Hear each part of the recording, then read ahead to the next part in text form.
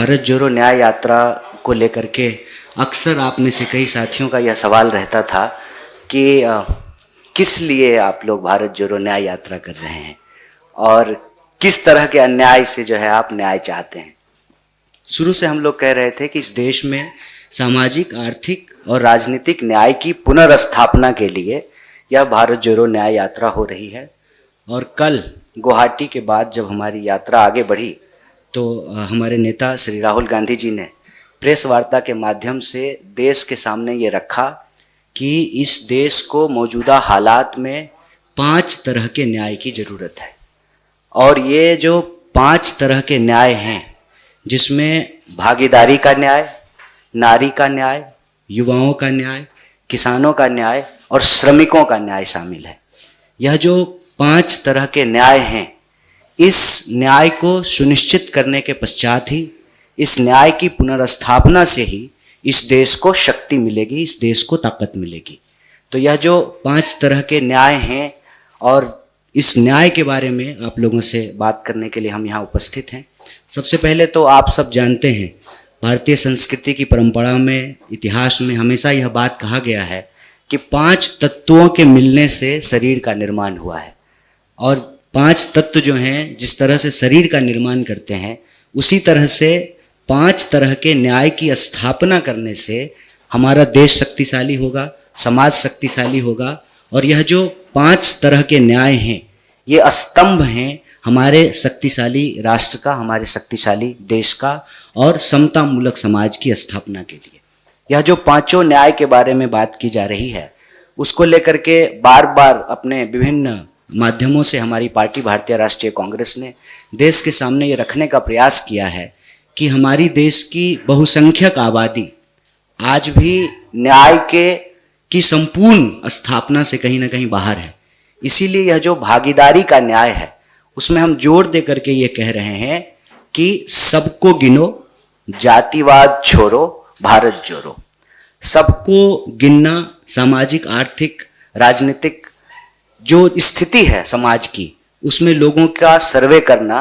और आप सब जानते हैं कि भारत में जो हर 10 साल में जनगणना होनी थी, वो भी नहीं हुआ है। वो 2021 में होना था, लेकिन वो जनगणना हुई नहीं है। 2011 में जो जाति जनगणना हुई, सामाजिक आर्थिक जो सर्वे हुआ, उसकी रिपोर्ट भी सरकार के द्वारा जारी नहीं किया गया है।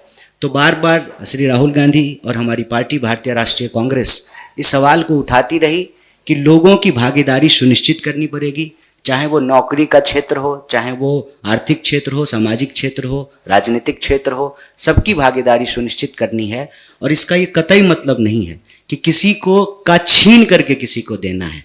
मतलब जिसको नहीं मिला है उस तक न्याय पहुंचाने की वकालत कर रहे हैं। इसको हम भागीदारी की न्याय के तहत देख रहे हैं। दूसरा जो युवाओं का न्याय है, आप सब जानते हैं कि देश में 45 सालों में आज सबसे ज़्यादा बेरोजगारी है। आए दिन जो है नौकरियों के बारे में यह सुनने को मिलता है कि कितने लोगों को नौकरी से निकाल दिया गया है, कितने बेरोजगार युवा जो है वो बैठे हुए हैं, लाखों पद जो हैं वो रिक्त पड़े हुए हैं सरकारी क्षेत्र में। आप अगर सेंट्रल गवर्नमेंट के अंतर्गत जो नौकरियां हैं उनको भी देख लें तो लाखों नौजवानों को नौकरियां नहीं मिल रही है।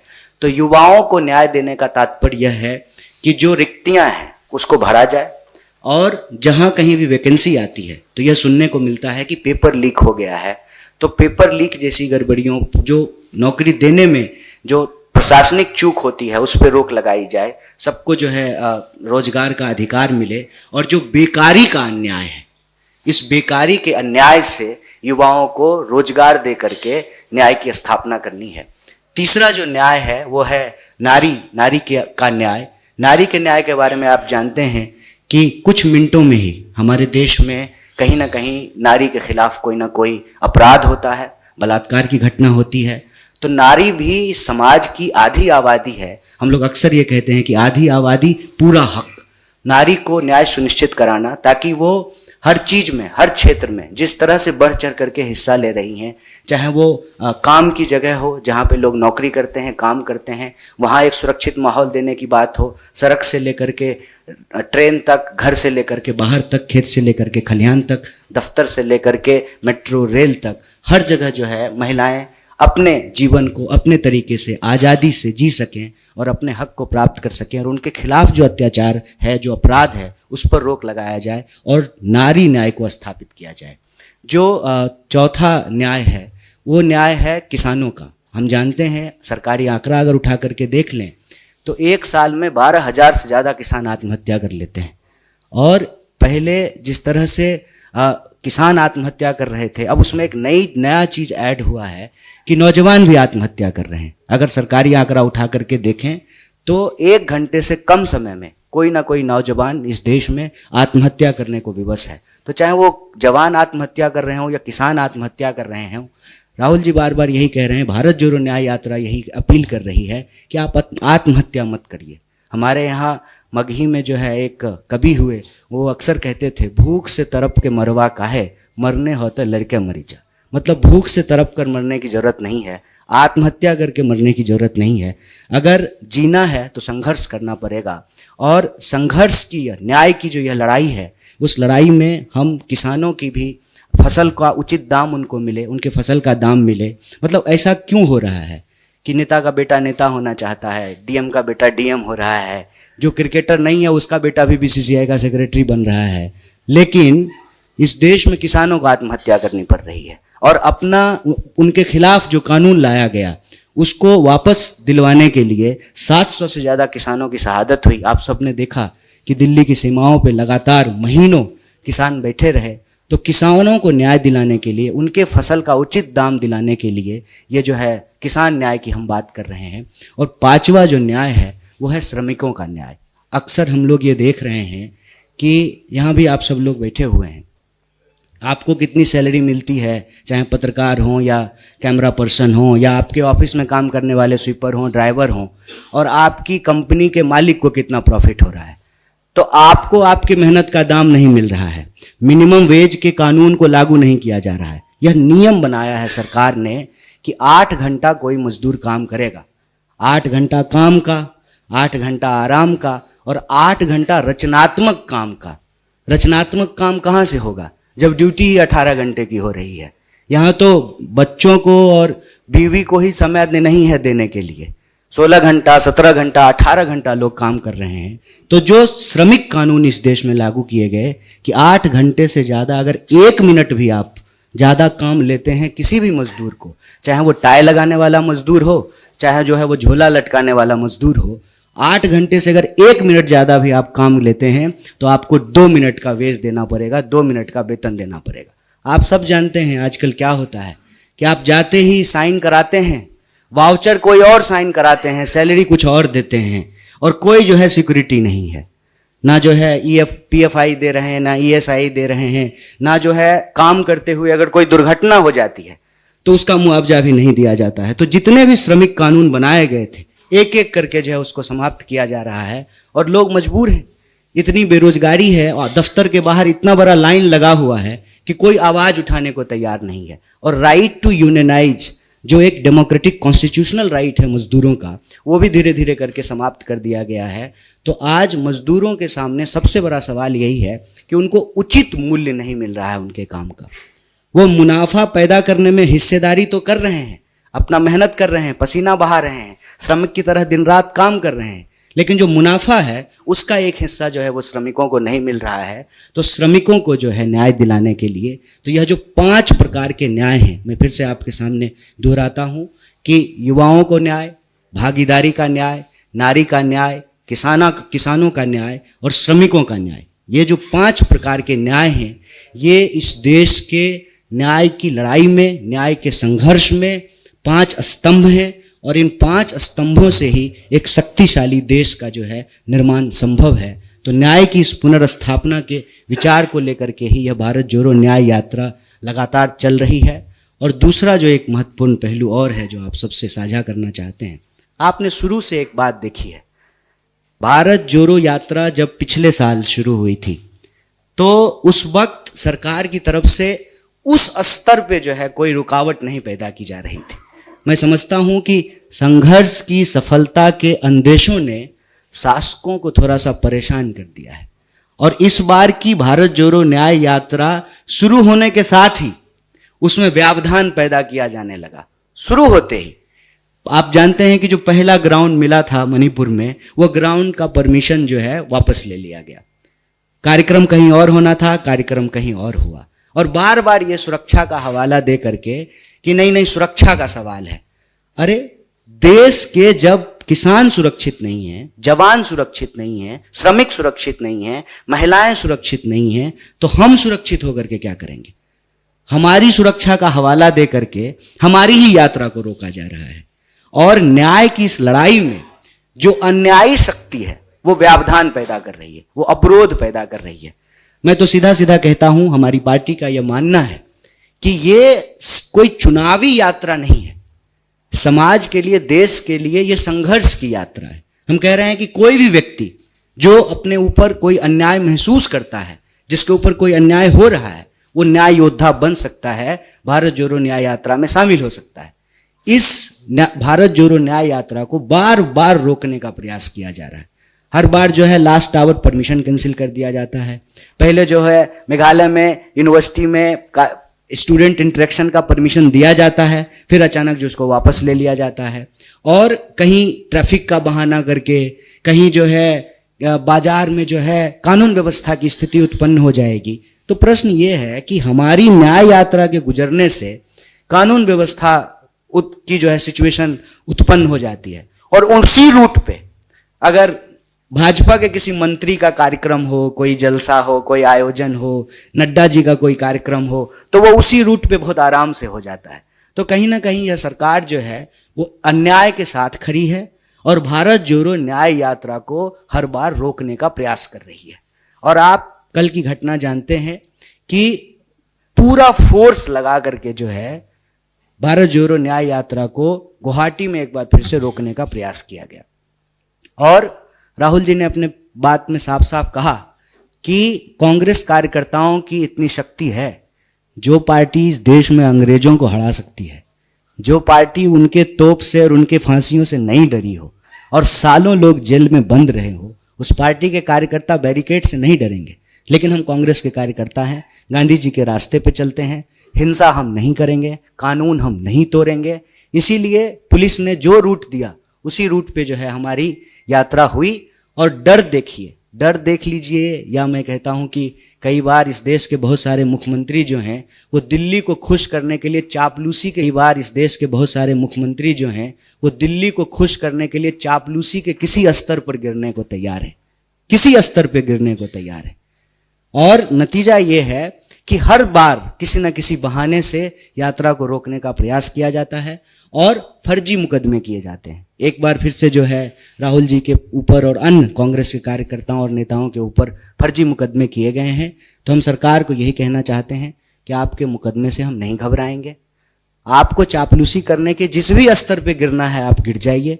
आपके जो है फर्जी FIR से हम नहीं डरेंगे। और हम अपने यूनिवर्सिटी दिन से ही ये कहते थे, जगह है कितनी जेल में तेरे, देख लिया है देखेंगे। जोड़ है कितना दमन में तेरे, देख लिया है देखेंगे। इससे कोई रुकने की बात नहीं है। हम न्याय के लिए संघर्ष कर रहे हैं, और जो इसमें अन्याय के पक्ष में अवरोध पैदा कर रहे हैं वो अन्याय द्रोही हैं। ये बात उनको याद रखना पड़ेगा। इस देश में जब आम लोगों के न्याय के हक की लड़ाई लड़ी जा रही थी, सबकी भागीदारी के लिए, नारी की सुरक्षा के लिए, किसानों को उनके फसल के दाम के लिए, मजदूरों को उचित मजदूरी के लिए, जब न्याय की लड़ाई लड़ी जा रही थी, तब अन्यायी ताकतें जो इस यात्रा को रोकने का प्रयास कर रही है, रोकने का कोशिश कर रही है। लेकिन न्याय की यह लड़ाई नहीं रुकेगी। न्याय का हक मिलने तक यात्रा जारी रहेगी। बहुत बहुत धन्यवाद, बहुत शुक्रिया। आपके जो भी प्रश्न होंगे हम उसका हर संभव उत्तर देने का प्रयास करेंगे। कांग्रेस कह रही है कि बीजेपी गवर्नमेंट रोकने की कोशिश कर रही है, लेकिन वहाँ जो पुलिस और एडमिनिस्ट्रेशन का कहना है, उन्होंने कहा है कि हमने जो रूट दिया था यात्रा वो रूट फॉलो नहीं कर रही है। आप लोग कह रहे हैं कि हमने रिटर्न में पहले परमिशन मांगी थी और उन्होंने परमिशन दी भी थी। क्या इसका कोई प्रूफ है आप लोगों के पास में कि वहाँ के एडमिनिस्ट्रेशन की तरफ से आपको परमिशन मिली थी इस यात्रा के लिए? देखिए, परमिशन तो कई जगह मिलती है और एडमिनिस्ट्रेटिव जो ताकत है उसका इस्तेमाल करके जो है दिया हुआ परमिशन कैंसिल किया जाता है। इसमें मुख्य बात टेक्निकल नहीं है। मैं टेक्निकल बात नहीं कर रहा हूं, मैं इसके पीछे को जो राजनीतिक मंशा है, अन्याय के पक्ष में खड़ा होने की भाजपा की जो कोशिश है, मैं उस पर बात कर। टेक्निकल चीजें तो क्या टेक्निकल बात करेंगे, सरकार उनकी है, पुलिस उनके कंट्रोल में है, सारे एडमिनिस्ट्रेटिव पोस्ट उनके हाथ में है, तो वो टेक्निकल चीजों में बात को घुमा देते हैं। एक बात बताइए, यात्रा जिन लोगों के लिए हो रही है उनके बीच यात्रा जाएगी ना, इसका तो ये मतलब नहीं है ना। जैसे रिपब्लिक डे का परेड जो है वो तो कर्तव्य पथ पे ही होगा ना, ऐसा तो नहीं कि बुराड़ी में होने लगेगा, कहीं और चल जा करके जो है रिपब्लिक डे का परेड होगा। रूट का क्या मतलब होता है, हम लोगों के बीच जा रहे हैं ना, लोगों से मिलने के लिए जा रहे हैं, लोगों से जुड़ने के लिए जा रहे हैं। अब राजस्थान जाना है तो हमको जयपुर का रूट ना दे करके हमको रेगिस्तान का रूट दे दिया जाए, तो हम रेगिस्तान घूमने के लिए जाएं। हर जगह कोशिश ये की जाती है, जो मणिपुर इम्फाल में क्या हुआ, जो मेन ग्राउंड है जहां पे सब कार्यक्रम होते हैं, प्रधानमंत्री जी के भी भाषण वहीं होते हैं, नड्डा जी के भी वहीं होते हैं, जैसा के पप्पा के भी भाषण वहीं होते हैं, सब वहीं होता है।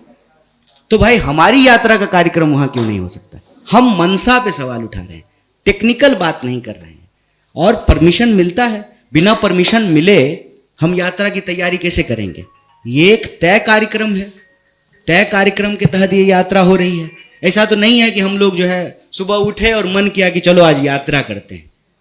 एक जो है लॉजिस्टिकल सपोर्ट की जरूरत होती है, यात्रा के साथ जो है लोग होते हैं, यात्रा के साथ पार्टी के वर्कर होते हैं, कार्यकर्ता होते हैं, नेता होते हैं, उसकी एक तैयारी होती है, एडमिनिस्ट्रेशन से एक डायलॉग होता है। अचानक से जो है परमिशन कैंसिल कर दिया जाता है। चीफ सेक्रेटरी कहते हैं कि नहीं नहीं, दिल्ली आपका जो है एप्लीकेशन भेजा गया है। बताइए दिल्ली एप्लीकेशन क्यों भेजा जाएगा? यात्रा हम कर रहे हैं गुवाहाटी में, एप्लीकेशन जो है दिल्ली भेजा जा रहा है। हम मनसा पे सवाल उठा रहे हैं, टेक्निकल चीजों पे नहीं जा रहे। कन्हैया जी, असम के जो मुख्यमंत्री है उन्होंने कल भी कहा था कि राहुल गांधी जो है वहां पे जनता को उकसाने का काम कर रहे हैं, वो कहीं ना कहीं इंस्टिगेट कर रहे हैं। उन्होंने अभी भी एक ट्वीट किया कि राहुल गांधी पहले बस से निकले थे यात्रा करने, अब वो गाड़ी से कर रहे हैं, और राहुल गांधी अपनी पार्टी को समझा नहीं रहे हैं क्योंकि राहुल गांधी खुद डरपोक है, इसलिए उन पर अटैक कर रहे हैं। इस पे आपका कॉमेंट क्या है? देखिए, ये तो मैं उनको कहूंगा कि मत डरिए। मालूम है कि आप डर करके जो है ना अपनी वफादारी कहीं और साबित कर रहे हैं। आपको जो है आजकल अमित शाह जी का बिस्कुट बहुत अच्छा लग रहा है, ये हम समझ रहे हैं। पॉइंट यही है कि आप एक प्रदेश के मुखिया हैं, लॉ एंड ऑर्डर मेंटेन करना आपका काम है, उससे ज़्यादा आप किसी और चीज़ में इंटरेस्टेड हैं। राहुल गांधी में आप बहुत इंटरेस्टेड हैं। एक बात हमको बताइए, एक रामचरितमानस का लाइन है कि जाको रही भावना जैसी प्रभु मूर्त देखें तीन तैसी। यही हो रहा है ना। राहुल गांधी क्यों डर जाएंगे? राहुल गांधी को डरना होता तो वो दिल्ली में होते, राहुल गांधी जनता के बीच में नहीं होते। डरे हुए ये हैं, इसलिए जो है हर जगह राहुल गांधी को जाने से रोक रहे हैं। एक बात बताइए, एक तरफ तो निमंत्रण दिया कि मंदिर आइए, प्रधानमंत्री ने अपील किया कि आप जहां हैं वहीं के जो है निकट के मंदिर में आप चले जाइए और पूजा अर्चना कीजिए। जहां यात्रा थी वहां के निकट के मंदिर में वो जाना चाहते थे, उनको नहीं जाने दिया गया। हमारे ही पार्टी के दूसरे जो है लीडर, सांसद, एमएलए सब जा रहे हैं, सिर्फ राहुल गांधी नहीं जा सकते। क्यों? राहुल गांधी मंदिर नहीं जा सकते हैं, राहुल गांधी लोगों से मिलने के लिए नहीं जा सकते हैं, राहुल गांधी जो है जिन लोगों के साथ अन्याय हो रहा है उनके आंसू नहीं पोंछ सकते हैं, उनको गले नहीं लगा सकते हैं, उनका हाथ नहीं थाम सकते हैं। ये साफ साफ पता चल रहा है कि कौन डरे हुए हैं। हम नहीं डरे हुए हैं, वो हमारे संघर्ष की जो ताकत है, जो इसकी ताशीर है, उससे ये घबराए हुए हैं। राहुल गांधी को मंदिर जाने से क्यों रोका? भगवान के पास जाने से किसी भी इंसान को क्यों रोका जाएगा? वो भी लॉ एंड ऑर्डर का हवाला दे करके। अरे भाई, किसी को जब कोई आसरा कहीं नहीं मिलता है तो मंदिर में जगह मिलती है। हम लोग एग्जाम देने के लिए जाते थे किसी भी शहर में, जब कहीं कोई रहने का ठिकाना नहीं होता था तो मंदिर के चबूतरे पे सो जाते थे। मंदिर तो सबसे सुरक्षित जगह है, वहां पे जो है एसपी बुलेट प्रूफ जैकेट पहन करके आ रहे हैं। कौन डरा हुआ है? किसको डराया जा रहा है? संगीन के साए में सांस लेने के लिए इस देश के आम आवाम को क्यों मजबूर किया जा रहा है? हम नहीं डरे हुए, वो डरे हुए हैं, और उनको हम कहते हैं कि मत डरिए। कितना भी कोशिश कीजिएगा, मन में डर रहेगा। चीफ मिनिस्टर होते हुए भी अगर ईडी से घबराते रहिएगा कि क्या पता अगर साथ छोड़ दिया देश के गृह मंत्री का तो क्या हो जाएगा। तो ये सब वेंडेटा पॉलिटिक्स हम लोग देख रहे हैं, लेकिन इससे कोई फर्क पड़ने वाला नहीं है। हम लोग यात्रा करेंगे। कन्हैया जी, एक सवाल, ममता बनर्जी का बयान आया है, वो कह रही है कि उनके राज्य से भारत जोड़ो न्याय यात्रा निकली, लेकिन उनको इसके लिए इन्फॉर्म नहीं किया गया, भारत जोड़ो न्याय यात्रा में शामिल करने का कोई न्योता नहीं दिया गया। क्या कांग्रेस ने उनको इन्फॉर्म या न्योता नहीं दिया? नहीं, मुझे नहीं लगता है कि भारत जोड़ो न्याय यात्रा में जो है सबको न्योता दिया जा रहा है। सबको, जो भी लोग इस देश में महसूस करते हैं कि उनके साथ अन्याय हो रहा है, चाहे वो राजनीतिक व्यक्ति हों, गैर राजनीतिक व्यक्ति हों, किसी संगठन से जुड़े हों या ना जुड़े हों, व्यक्ति हों, समूह हों, समुदाय हों, सबको जो है बुलाया गया है। और इस बारे में आपको ज़्यादा जानकारी हमारे जो पार्टी के सीनियर लीडर हैं वो दे पाएंगे। मेरे ख्याल से जयराम जी भी जो है अभी प्रेस से बात करेंगे थोड़ी देर में, वो इसके बारे में आपको ज़्यादा डिटेल। जहाँ से राहुल गांधी की न्याय यात्रा बंगाल में प्रवेश करनी है कल ऊंच बिहार के आसपास, वहाँ अभी तस्वीरें आई हैं कि राहुल गांधी के पोस्टर हटाए जा रहे हैं, प्रशासन द्वारा फाड़े जा रहे हैं। इसके ऐलान के बाद, ममता बनर्जी के ऐलान के बाद कि वो अकेले चुनाव लड़ेंगे, किस तरह से कांग्रेस? देखिए, चुनाव मैंने पहले ही कहा और हर बार हम लोग ये कह रहे हैं, चुनाव इस देश में होते रहते हैं और हम उम्मीद करते हैं कि देश में चुनाव होते रहेंगे। तमाम अंदेशों के बावजूद चुनाव होते रहेंगे। चुनाव का इस यात्रा से कोई संबंध नहीं है। तो हम बार बार आग्रह आप लोगों से भी करते हैं कि इस यात्रा को सिर्फ चुनावी चश्मे से ना देखा जाए। इसमें इसका ये कतई मतलब नहीं है कि एक राजनीतिक पार्टी के द्वारा की जाने वाली यात्रा जो है वो राजनीतिक नहीं है, बिल्कुल राजनीतिक है, लेकिन सिर्फ चुनावी नहीं है। राजनीति का मतलब सिर्फ ये नहीं होता है कि चुनाव जीत करके गद्दी हासिल करने लिए। राजनीति का एक पक्ष यह भी होता है कि इस देश के आम आवाम लोगों की जो तकलीफ है, उस तकलीफ के लिए भी संघर्ष करना राजनीतिक दल की जिम्मेवारी होती है। तो मैं आपसे यही आग्रह करूंगा कि किसी भी चुनावी उठापटक और जो चहलकदमी है, अब लोकसभा चुनाव का ये वर्ष है, तो उन चीज़ों से जो है इस यात्रा को जोड़ के नहीं देखा जाना चाहिए।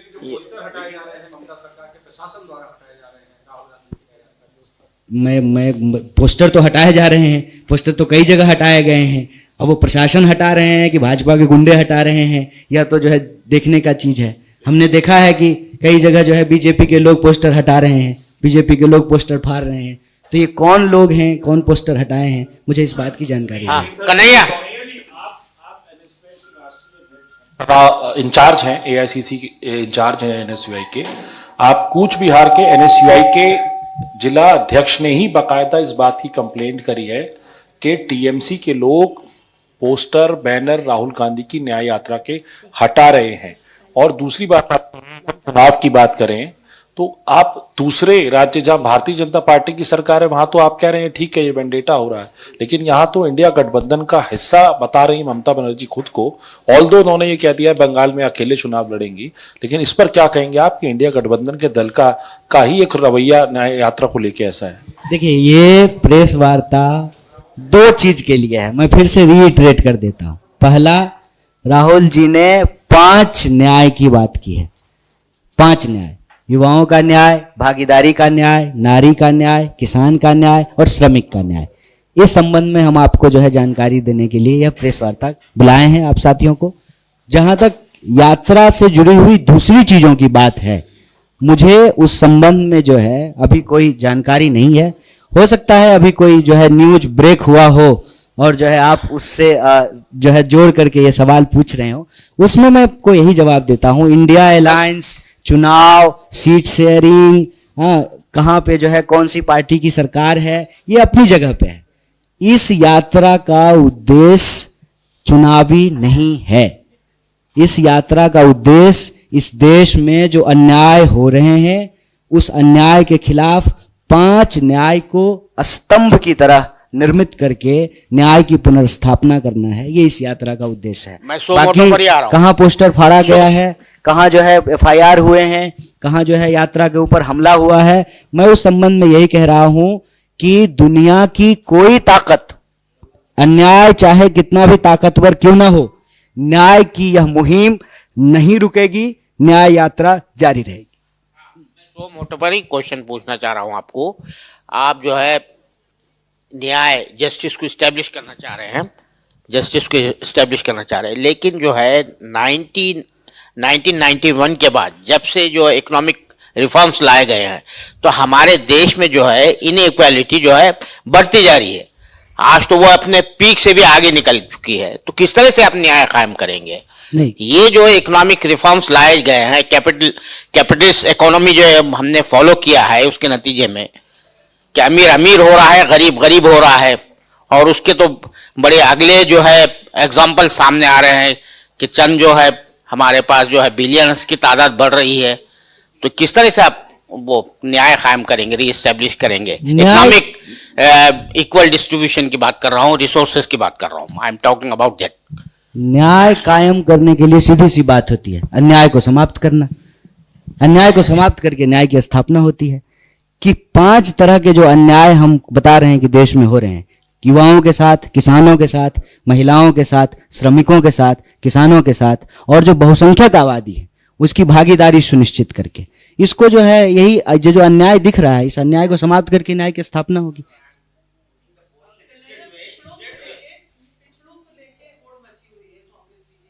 गुजरे कल जो महान बिहार में नेता रहे कर्पूरी ठाकुर, उनको भारत रत्न देने की भी बात की है, इसको आप किस तरह से लेते हैं? और नंबर 2, जो देश के अभी हालात हैं, एक और आप कह रहे हैं कि 50% से ज्यादा आबादी हो गई है पिछड़ों की, बावजूद उसके भागीदारी नहीं मिल रही है। तमाम दफा 5 इलेक्शंस भी उस पर हुए, उसके नतीजे भी आए, तो चूक कहाँ हो रही है?